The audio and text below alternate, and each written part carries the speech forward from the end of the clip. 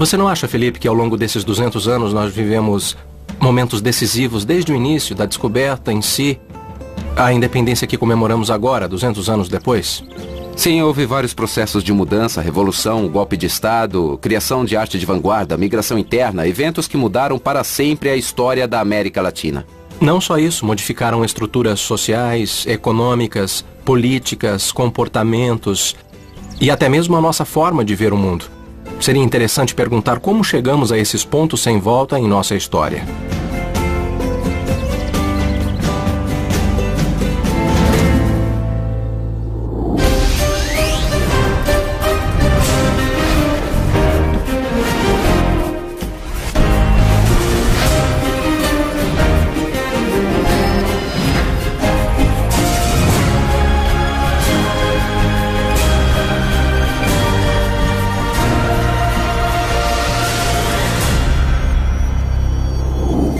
Unidos pela história. Pontos sem volta. A Pirâmide de Maio em Buenos Aires. O Passeio de los Próceres em Caracas. Assim como o Anjo da Independência no México, são símbolos que lembram a luta pela nossa independência. No monumento inaugurado durante o centenário da independência, uma criança guia um leão. A verdade e a inteligência sobre a força. Verdade e inteligência. Nossas revoluções pela independência são inconcebíveis sem as ideias que marcaram a fogo o século XIX e que mudaram para sempre nossa noção de governo e de Estado.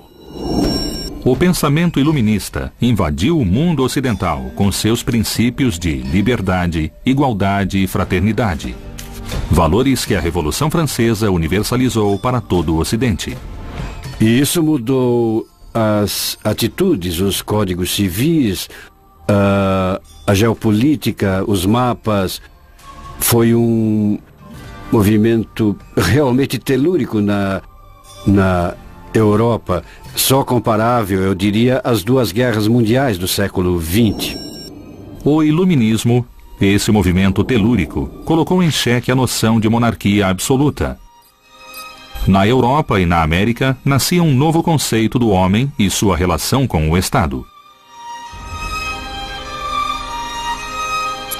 Homens como Miguel Hidalgo e Costilla no México, Simón Bolívar, o libertador Bernardo O'Higgins no Chile e San Martín na Argentina, encarnam a busca por uma forma de política e filosofia que correspondesse à realidade americana. Eles defendiam que era um antigo regime e que, por ser antigo, era um Estado decrépito e um governo que se desmoronava. Portanto, o mais progressivo e o melhor a se fazer era criar outro tipo de Estado, que também presumisse uma independência. A ideia republicana de um governo representativo e democrático. E a noção de América. Dois conceitos que vieram com as revoluções libertadoras para ficar. Duas ideias que forjaram a história do nosso continente e da qual não haveria mais volta.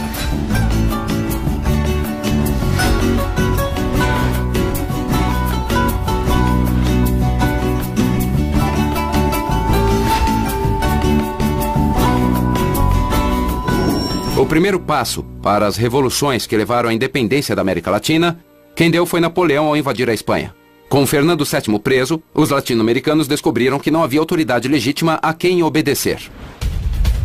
País após país, a luta pela independência na América Latina ocorreu do México à Argentina em sucessivas revoluções quase que simultaneamente entre 1809 e 1811.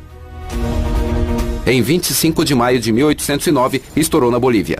Menos de 3 meses depois, no Equador. Em 19 de abril de 1810, foi a vez da Venezuela. Um mês mais tarde, na Argentina. E 2 meses depois, na Colômbia. Em 16 e 18 de setembro, foi a vez do México e do Chile. Fernando VII ainda era prisioneiro de Bonaparte e as rebeliões se sucederam. Em 14 de maio de 1811, no Paraguai, e no dia 5 de novembro, em El Salvador. Com as revoluções, deixa-se de acreditar que a monarquia é a única forma de governo.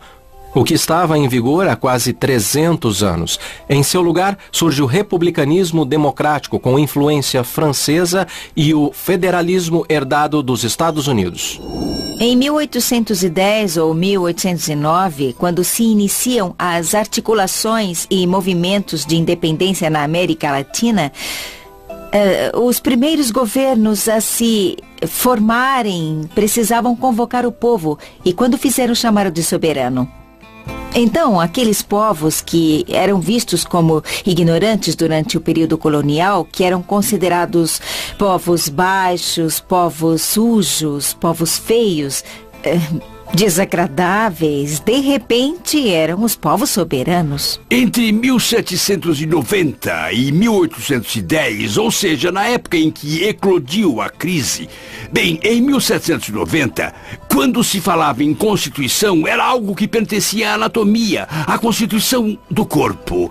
Já em 1810, pertencia à lei, era a Constituição do Estado de Direito. O primeiro passo foi dado. Mas a independência das colônias americanas só seria conquistada no final do século XIX, durante a Guerra Hispano-Americana e quando Cuba se tornou independente da Espanha e aceitou o dólar como sua moeda oficial. Revoluções do século XIX. Revolução Cubana. Por mais de 60 anos, a moeda de Cuba foi o dólar.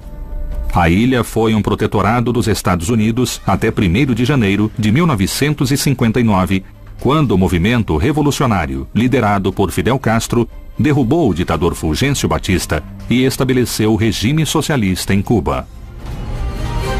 A Revolução Cubana surgiu em um momento em que, primeiro, o modo como se derrotou o Batista foi um modo muito original. Devemos lembrar que não havia guerrilha naquela época na América Latina. A guerrilha não foi inventada por Fidel Castro, mas sim foi reinventada. Lembrem-se que quando Fidel chegou a Havana, logo em seguida foi aos Estados Unidos e foi recebido como um herói nacional. Mas depois, quando Fidel começou a construir... Porque Cuba era o quê? Cuba era o bordel dos Estados Unidos.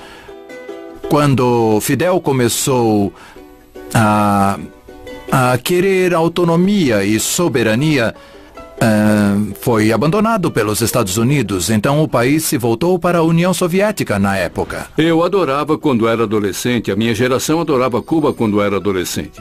Fidel Castro era o nosso herói. Eu ouvia a Rádio Havana Cuba em ondas curtas com todas as pessoas da minha geração. Estávamos maravilhados, muito admirados com aqueles barbudos libertários que expulsaram Batista, que dominaram os cassinos, que expulsaram a United Fruit e a ATT, com todo o direito do mundo.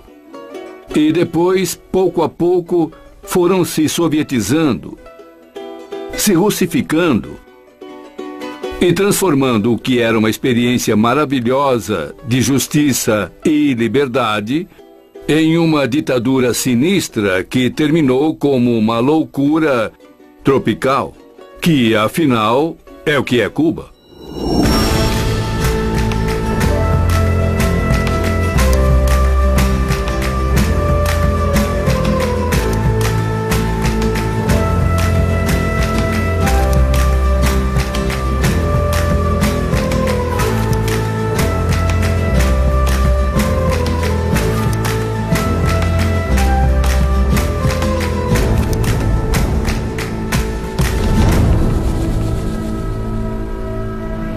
A Revolução Cubana foi um momento absolutamente crucial para a história da América Latina, sem dúvida. E esta revolução teve um impacto na América Latina. De todas as formas, cultural, política, economicamente, tudo isso. Todos os grandes romancistas latino-americanos devem o seu entusiasmo e seu talento ao que aconteceu com a Revolução Cubana. Então é verdade que em muitos países surgiram movimentos guerrilheiros inspirados na experiência cubana. Cuba foi o pontapé inicial de uma série de guerrilhas que estabeleceu um ponto sem volta na forma de fazer política na América Latina. Revolução Cubana. Guerrilhas latino-americanas. Realmente a luta armada apareceu para muitas pessoas como a saída natural. Em ambientes universitários, era quase natural fazer a apologia à luta armada. Em um cenário como esse, na Universidade Nacional, e o mesmo acontecia em muitos outros ambientes universitários e de classe média na América Latina e nos setores operários. Havia uma justificativa quase fundamental para a luta armada, como o único meio possível de transformar a sociedade. Nos anos 60, surgiram a Frente Sandinista de Libertação Nacional na Nicarágua, o Movimento da Esquerda Revolucionária no Peru, a Frente Farabundo Marte em El Salvador e o Movimento de Esquerda Revolucionária no Chile. Na Argentina, a guerrilha se organizou principalmente com o Exército Revolucionário do Povo e os Montoneiros. As guerrilhas desses anos tiveram um destino em comum. Algumas se transformaram em partidos políticos, outras persistiram na luta armada e foram aniquiladas. Os tupamaros peruanos começaram como uma guerrilha e terminaram sequestrando e matando pessoas como se fossem mafiosos. E aconteceu o mesmo com outros movimentos guerrilheiros que começaram com idealismo e romantismo armado e terminaram como sócios de traficantes de drogas, como sucedeu com grande parte das Farc. Eu venho de um país onde a morte demais. A Colômbia, a morte demais para alguém acreditar em cidades armadas. É um país onde os mortos se amontoam e isso acontece há décadas. O homicídio não tem qualquer valor simbólico nem peso político.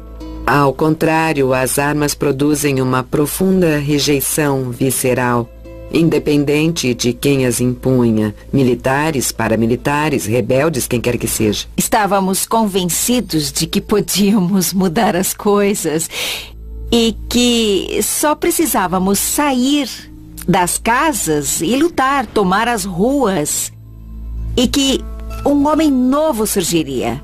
E a sociedade seria outra e seríamos infinitamente felizes. E então as pessoas da minha geração viveram essa decepção de que as coisas não funcionavam bem assim. Pela primeira vez na história, os jovens eram protagonistas e mudavam não apenas o modo de fazer política, mas também a cultura, a moda, a música, a moral e o sexo. Mudanças que modificariam o modo de pensar, agir e sentir para sempre. Unidos pela história. Não é por acaso que 1810 foi o ano da ruptura política em todo o continente. Alguns meses mais, meses menos, alguns em 1811, outros um pouco mais tarde. Mas não é por acaso que isso aconteceu em tantas cidades latino-americanas. Havia algo parecido. A necessidade de se entender como uma unidade, a necessidade de se entender como independente do Império Espanhol. Então a história nos une. Os caprichos da história nos unem. Mas além dos caprichos da história, o que nos une é o futuro. Unidos pela história. Unidos pela história.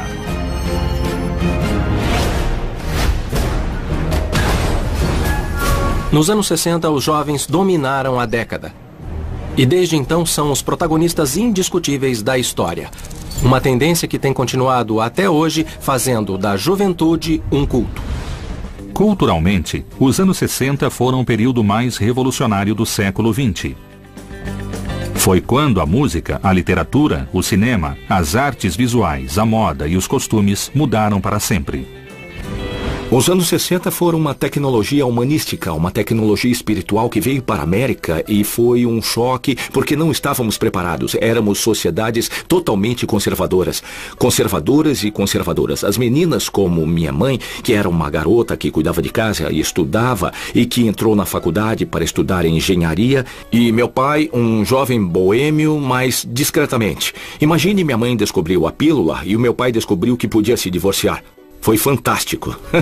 O movimento hippie, sim, apareceu no meu país, mas não foi uma coisa duradoura. Foi como outras modas que vinham do exterior. Foi como a época das minissaias, por exemplo, que surgiram por volta de 66, e eu usava assim. Quando eu estava estudando, surgiu a moda das minissaias e havia uma senhora que nos revistava na entrada, uma professora, e havia uma regra. Podíamos usar saias até 5 centímetros acima do joelho. Então, todas nós usávamos a saia a 5 centímetros do joelho. Mas na hora da saída, ficávamos dobrando e dobrando a cintura da saia até que ficasse por aqui. Foi a época do amor livre, das drogas e, acima de tudo, das campanhas políticas contra a guerra do Vietnã, que era como uma sombra que pairava por trás de toda a atividade que havia. As pessoas estavam muito engajadas política e culturalmente num sentido de mudança. Eram os anos psicodélicos e... É claro que usávamos drogas, mas fazíamos isso por princípios, ou seja, era algo que tinha que ser feito para romper com a sociedade burguesa. E no início eram porres e drogas psicodélicas, mas acontece que muitas pessoas passaram a usar o que mais tarde viria a ser chamado de heroína, e muitos amigos meus morreram. E a música mudou completamente. Vieram os Beatles, os Rolling Stones, a cultura em geral.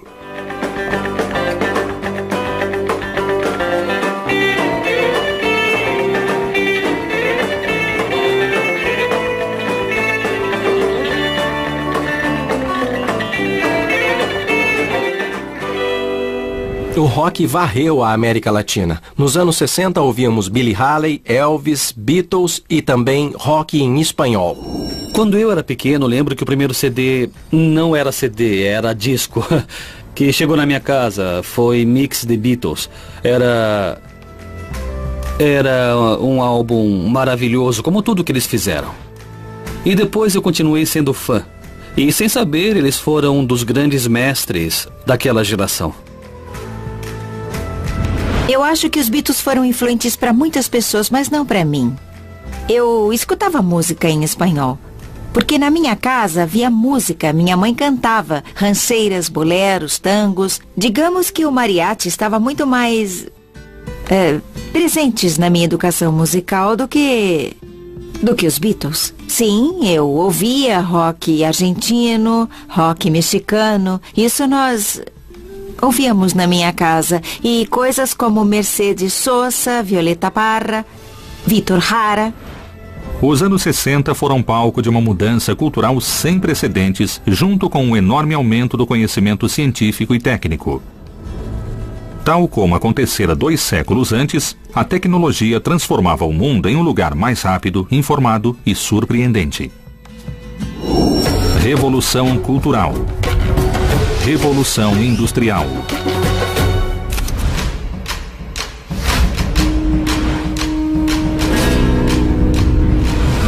Com a introdução da microeletrônica e das tecnologias de comunicação e informação, houve o que os especialistas chamam de nova revolução industrial. A primeira aconteceu aqui, na Inglaterra, no final do século XVIII. A Revolução Industrial Inglesa transformou radicalmente o modo de produzir os bens e, posteriormente, toda a história econômica do mundo foi muito diferente. Por quê?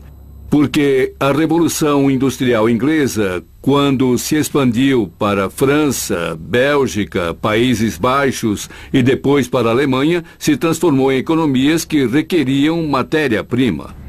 A Revolução Industrial iniciou-se com tecidos de lã e algodão. A produção foi industrializada com o fornecimento de matérias-primas vindas das colônias americanas e dos países latino-americanos, e com a implementação da nova força do vapor nos teares tradicionais. As consequências da Revolução Industrial na América Latina foi o benefício dado a uma parte da elite que tinha acesso aos direitos de propriedade. Porque a Revolução Industrial não representou apenas o aprendizado da produção em série, mas também o fato de se abrir a economia e assim houve uma revolução comercial. Com as novas técnicas de fabricação e transporte, a indústria têxtil tornou-se um monopólio dos ingleses. Em 1840, o mundo consumia 668 milhões de metros de fio fabricado na Inglaterra. Com isso, seria possível dar a volta ao mundo 16 vezes. Revolução Industrial. Catástrofes demográficas. Os ingleses precisavam de matéria-prima para os fios e os pecuaristas de terra para aumentar o rebanho. Em 1894, no sul do Chile e na Argentina, as empresas de criadores de ovinos decidiram retirar os índios zonas dos territórios. Era uma praga que ocupava a terra e chegava até a roubar ovelhas para se alimentar.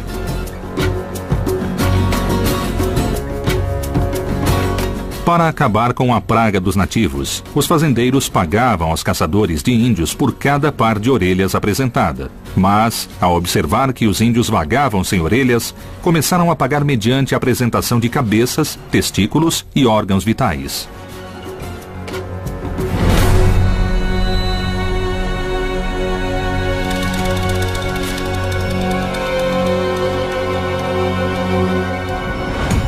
Depois de serem caçados como animais e com seu território visivelmente diminuído, dos 4.000 onas que em 1880 viviam no território da Ilha Grande e na Terra do Fogo, em 1905 restavam apenas 500.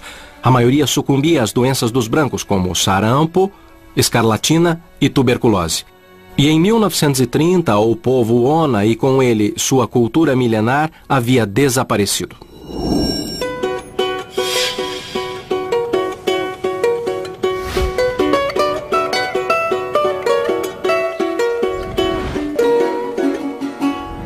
Os onas sucumbiram à chegada dos colonos e suas doenças, como havia acontecido no México, Peru e Caribe durante a conquista. A chegada dos europeus foi um desastre para a população nativa. O pior elemento do despovoamento da América foram as novas doenças. Foi exatamente isso que dizimou a população indígena. As novas doenças que vieram da Europa. A conquista foi uma catástrofe demográfica, literalmente. Por muitas razões, não apenas pelas, digamos, as dificuldades, mas os índios também foram dizimados pelas doenças, maus tratos, mas também, acho que é o mais importante, seu mundo tinha acabado, tinha sido destruído. 50 anos depois da chegada de Cristóvão Colombo na ilha espanhola, havia menos de 2.000 nativos. Na costa do Brasil, durante o século XVI, cerca de 95% da população indígena foi morta. Na região central do México, que possuía mais de 10 milhões de habitantes no início do século XVI, havia apenas 1 milhão um século depois. 9 em cada 10 habitantes dos impérios Inca e Azteca desapareceram nos primeiros 100 anos de conquista. A catástrofe demográfica do século XVI transformou completamente a sociedade americana. 80% da população nativa foi morta. Algumas comunidades indígenas foram expulsas e forçadas a viver com outras etnias. Era mais um ponto sem volta. O fim da sociedade indígena e o início da sociedade multiétnica. Unidos pela história. Acho que se não formos criadores da realidade, seremos apenas observadores, não participaremos, e acho que o futuro será como nós sonharmos, e eu acho que os bons devem vencer para termos um futuro melhor. Unidos pela história. Unidos pela história.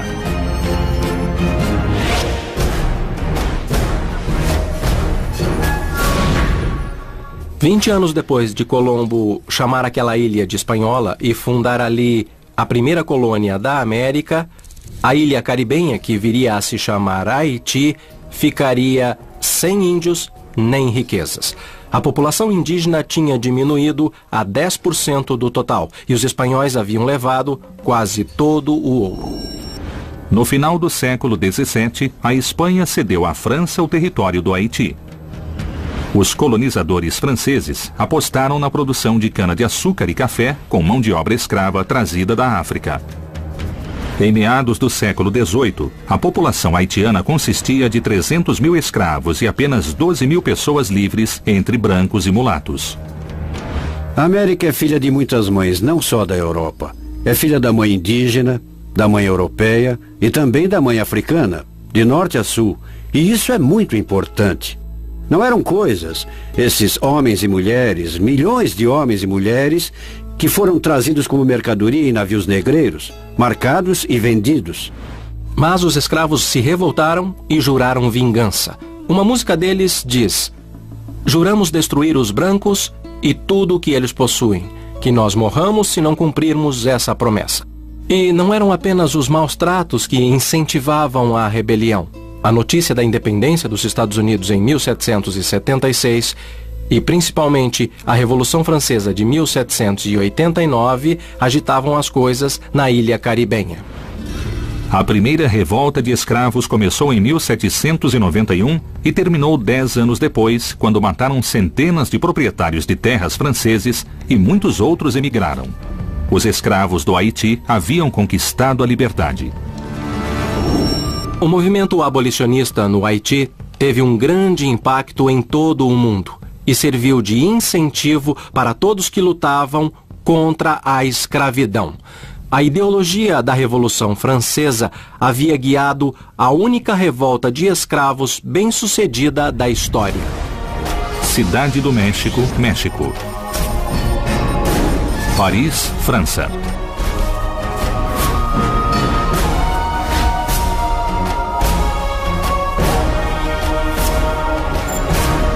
A Revolução produziu profundas mudanças sociais na França. Pela primeira vez, um exército popular, os sans-culottes, reivindicava seus direitos e se aliava ao setor mais radical da Revolução, os jacobinos, que durante seu breve governo tentaram abolir a monarquia e proclamar uma república democrática, com direito a voto para todos os cidadãos, com a ajuda da guilhotina e do terrorismo. Os historiadores dizem que a Revolução Francesa abriu o mundo ocidental e mostrou que as coisas podiam ser de outra forma. Que o mundo não era estático e nem as classes sociais, as ordens, representações e nem o imaginário. E essa noção de que os tempos mudam e podem mudar abruptamente chegou até nós com a notícia da Revolução Francesa. Na França, os homens dos setores populares eram os sans-culottes, que usavam calças compridas em vez dos culottes, que eram as calças curtas das classes altas, contra quem lutavam os protagonistas da Revolução Francesa. Sans-culottes. Descamisados. A marca da inferioridade na hierarquia social, esse estigma, seria transformado em uma bandeira. O mesmo aconteceria aqui na Argentina 50 anos depois com os descamisados. O nome foi cunhado pela imprensa de oposição, referindo-se à vestimenta da classe trabalhadora que usava calça e camiseta, mas não camisa. Eva Peron pegou esse e outros motes depreciativos como engraxadores ou cabecinhas negras e os reformulou. Os descamisados e cabecinhas negras eram os representantes do setor operário, a classe social que em 17 de outubro de 1945 deixou de ser invisível para a sociedade, tornando-se protagonista do movimento liderado por Juan Domingo Perón. Eu me juntei aos rapazes e fomos para a Praça de Maio. No início, eu confesso, parecia que não ia acontecer nada. Ao meio-dia havia apenas grupos desordenados de rapazes que tinham retirado a camisa. Isso foi um espetáculo inédito no centro de Buenos Aires. Eles corriam pelas ruas com a camisa aberta. E daí vem o termo os descamisados. Descamisados. Populismo. Na Argentina eram chamados de descamisados, mas o surgimento do movimento operário foi um fenômeno em toda a região nos anos 30. Com a crise financeira global, haviam caído os preços das matérias-primas e das exportações latino-americanas. E os lavradores que não conseguiam vender os seus produtos no exterior migraram para as cidades à procura de trabalho nas novas indústrias que produziam o que não se podia mais comprar no exterior. O processo de substituição da importação ocorreu na década de 30, com pequenas e também médias empresas, que começaram a fabricar produtos que antes eram importados. E assim surgiu um novo protagonista social.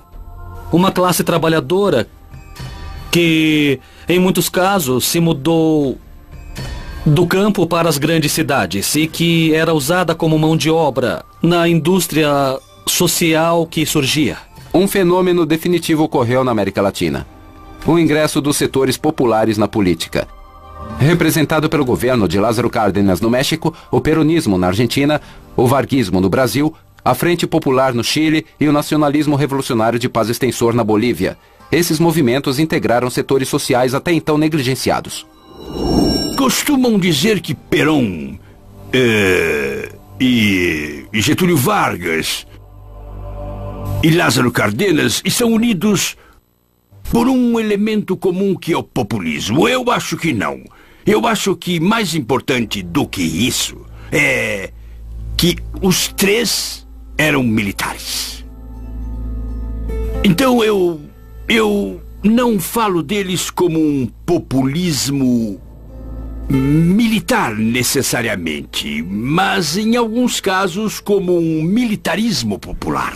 Lázaro Cárdenas não falava. Lázaro Cárdenas atuava. Algumas de suas políticas sociais eram duvidosas, outras bem-sucedidas, mas não era populismo. Eram populares. Getúlio Vargas, penso eu, se situava no meio. Ele teve o mesmo impulso nos anos 30 de cuidar do bem-estar social, o que aconteceu em todo o continente. Mas Perón, que nos anos 40 era sem dúvida a quintessência do populismo, enquanto queria criar benefícios dando aos argentinos o que a economia não lhes dava, ele destruiu o tecido social. Está muito claro que o populismo implicou em grandes avanços nas nossas sociedades, não só porque redistribuiu a riqueza de modo menos desigual que no passado, como também porque gerou uma ideia ou uma convicção de que a democracia devia ser primeiramente uma democracia social. E isso tinha sido concebido para causar um grande impacto por um longo tempo. Populismo. Avanços tecnológicos. As mudanças na política econômica promovidas pelos governos populistas causaram um fenômeno até então inédito: o acesso dos trabalhadores aos níveis de consumo até então reservados às classes altas. Entre os anos 40 e 50, o consumo de eletrodomésticos na América Latina aumentou em 600%. Em meados dos anos 50, a televisão se consolidou como um dos grandes legados do século XX. A televisão foi um fenômeno semelhante ao que aconteceu nos últimos anos com a internet. Com base nos progressos alcançados nos anos 60, surgiu a World Wide Web, a rede mundial global, através da qual podemos acessar quase todas as informações com um clique. A internet pode significar um enorme acelerador para o desenvolvimento das sociedades, dos países e dos povos, mas também, precisamente porque imprime uma grande velocidade, coloca as pessoas que a acessam em determinada circunstância quase de privilégio, quando comparadas às pessoas que não acessam. Então, o que significa um grande impulso para milhões de pessoas pode significar, em contrapartida, um aumento da desigualdade social, pois aqueles que não têm acesso estão em uma desvantagem maior.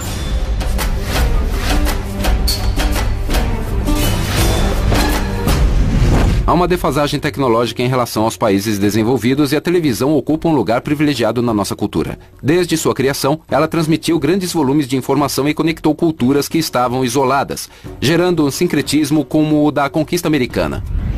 Unidos pela história. A experiência tem nos demonstrado, e devemos começar a prestar atenção e aprender com isso, que sem união não há independência. O que significa que o fato imprescindível para que a independência dos nossos países seja possível é a união. Unidos pela história.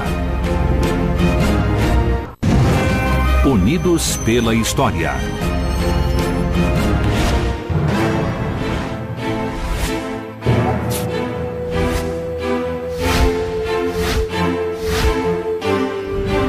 Quando a América ainda não era a América, havia civilizações altamente desenvolvidas aqui. Nos Andes havia os Incas e na Mesoamérica os Aztecas. Construíram cidades muito avançadas. E em outras partes do continente, como também ocorria na Europa, os níveis de desenvolvimento eram muito distintos. Na América, eram principalmente caçadores e lavradores. Os monges que pensavam que iam encontrar índios parecidos com os das ilhas, bem primitivos, se depararam com pessoas altamente cultas, que construíam pirâmides, que se expressavam extraordinariamente através de poemas e canções, e possuíam uma literatura oral, com uma oratória incrível, fazendo livros, os famosos códices, que eram livros pictográficos lindos. Eles encontraram esse tipo de gente, e foi uma surpresa. Para os índios, também foi uma surpresa ver essas pessoas que vinham do leste, de outro mundo, pode-se dizer. E que vinham com o alfabeto, não apenas com canhões e cavalos, mas com uma tecnologia para escrever, para pintar com letrinhas pretas tudo o que diziam. Então eu acho que foi uma grande surpresa para os dois lados. O impacto foi enorme, porque a diferença cultural, não digo intelectual, mas cultural, de uma sociedade que já tinha, por exemplo, armas de fogo, e outra sociedade em que o uso de armas de fogo era uma coisa totalmente desconhecida, e foi um choque. Mas também foi uma surpresa para a Europa descobrir que não estavam sozinhos. O choque de duas culturas tão opostas não podia deixar de gerar uma confusão enorme. Nem Colombo nem os reis católicos tinham a menor ideia que haviam descoberto um novo continente. Eles ainda pensavam que haviam chegado à Ásia. Mas mesmo assim se sentiam livres para se apropriar dessas terras e de seus habitantes, dos quais o almirante se expressou nesses termos. Eles são as melhores pessoas do mundo, são os mais gentis. Não conhecem o mal, nunca matam nem roubam. Amam o próximo como a si mesmo. E têm um modo mais doce de falar do mundo, sempre sorrindo. E Colombo termina sua descrição dizendo que seriam bons serventes e que com 150 homens poderiam dominá-los e obrigá-los a fazer o que quisessem. O idioma dos índios estava ligado a seu estilo de vida. Era poético e falava do contato desses homens com a natureza. No entanto, nas anotações do Diário de Colombo, durante as primeiras 2 semanas, a palavra ouro aparece 75 vezes, 6 vezes por dia. O contato europeu com a América modificou radicalmente o modo de vida, tanto dos europeus quanto dos americanos. Cidade do México, México. Madrid, Espanha.